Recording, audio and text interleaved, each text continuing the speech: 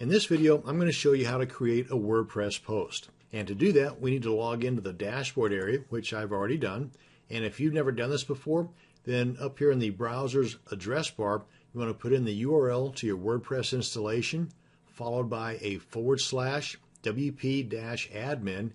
then hit enter, and you'll be presented with a login box that's going to ask you for your username and your password. Enter that stuff, hit the enter key, logging you into the dashboard.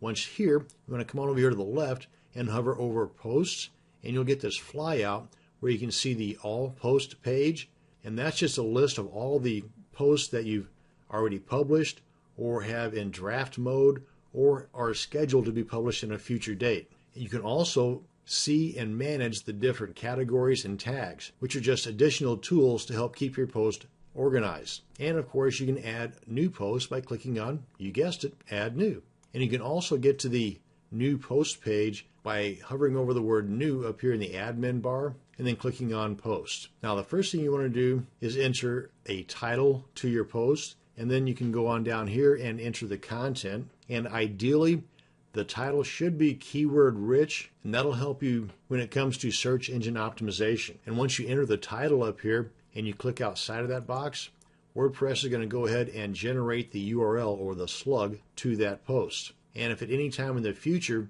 after you've published this post you want to change that slug, you can do so by just clicking on edit, make the change, click on OK, and once